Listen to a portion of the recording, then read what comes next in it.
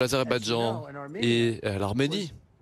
Et bien sûr, cette guerre, on avait un cas presque aussi complexe que celui-ci, avec différents paramètres, les routes, la frontière, ainsi de suite. On aura cette rencontre avec Vladimir Poutine. Et à l'issue de cette rencontre, peut-être dans les premières 2 minutes, je saurai si on a un accord ou pas. Parce que c'est ce que je fais, vous savez. Je fais des accords.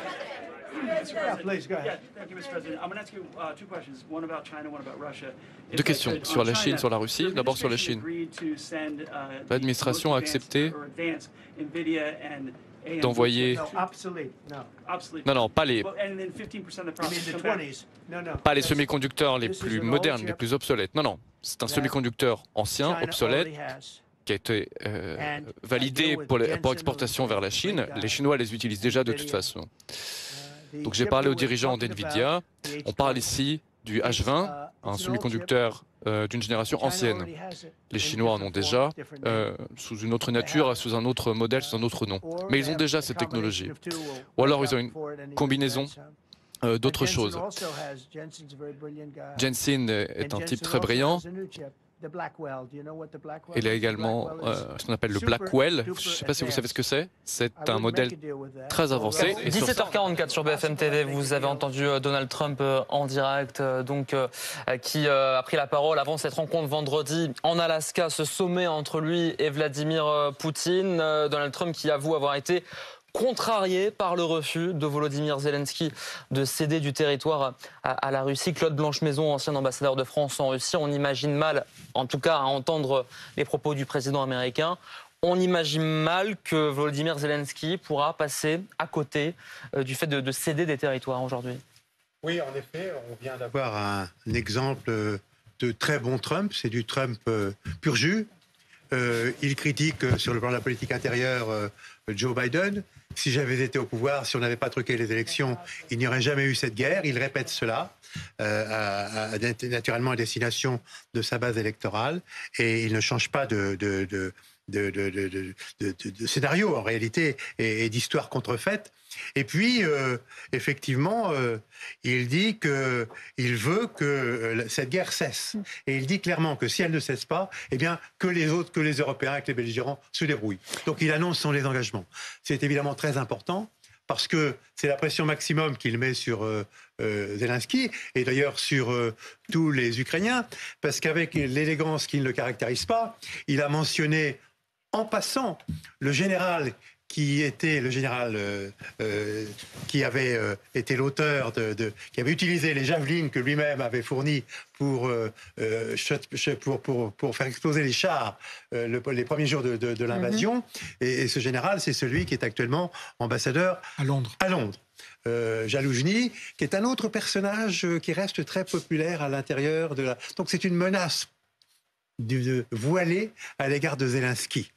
Parce que dans ce genre de propos, effectivement, je crois que Trump est un orfèvre. Et puis, effectivement, il dit clairement qu'il va discuter avec Poutine, et avec Poutine tout seul, bien entendu, les échanges de territoire. Mais ça veut dire quoi, les échanges de territoire? Il ne le sait pas lui-même, apparemment. Alors, il fait la glose de ce que peut être le Donbass. Bien sûr, on sait que les Russes tiennent au Donbass, très bien. Il a l'air de faire l'impasse sur Zaporijjia et sur Kherson, les deux oblasts que les Russes ont adoptés, et en incorporant ça dans leur constitution, en laissant peut-être croire que les Russes pourraient laisser tomber, que l'armée russe pourrait reculer dans la partie de ces deux oblasts qu'elle occupe. Là, évidemment, il se trompe complètement, parce qu'il est exclu que Poutine puisse faire reculer son armée. Et puis, il méprise souverainement les populations qui habitent dans ces territoires qui pourraient éventuellement être échangées. Parce que les populations, c'est elles qui souffrent. Ceux qui sont occupés par les Russes, qui sont russifiés, qui sont martyrisés s'ils manifestent. Théo direct, on va écouter de nouveau le président Trump qui parle de l'Ukraine. La Russie vous a fait la guerre. Ça a été une déclaration très importante. Alors, ils ont battu Biden sur le dossier commercial, mais pas moi. La dernière fois, je leur ai déjà mis des droits de douane très importants, des centaines de milliards de dollars. Et sans le Covid, on en serait déjà là. On finance des centaines de milliards de dollars rentrent au titre des droits de douane. nous ne faisons qu'une seule chose. Nous répliquons, nous leur faisons ce qu'ils nous font. Et c'est une très belle chose. La dernière fois, 25 milliards de dollars en excédent. Et d'où ça vient? Ça vient des droits de douane. Et je pense qu'on s'en sort très bien. Je m'attends à avoir une rencontre avec Poutine. Et je pense qu'elle sera bonne. Peut-être qu'elle sera mauvaise. Encore une fois, moi je suis là pour une raison, pour mettre fin à une guerre que quelqu'un d'autre a commencée, qui n'aurait jamais dû commencer. Si je peux y mettre fin, très bien. Une guerre complexe, avec avec un passif très lourd entre les deux pays. Ça fait 3 ans et demi que Zelensky est là. Je vais dire la chose suivante. Je vais mettre les deux dans une pièce. Je ne sais pas si je serai là ou pas. Et je pense que ce problème sera résolu. Je vous en prie. Excuse me, I'm going to suggest because do you have any other questions? Est-ce que vous avez une autre question sur un autre On sujet? DC because Sur Washington. I don't want them to be. Wait. Un instant. These are incredible people. I don't want them to be. Les deux personnes que vous avez à droite et à gauche ici sont des personnes exceptionnelles et j'ai pas envie qu'ils soient plantés là pour rien. Est-ce que quelqu'un a une question pour eux?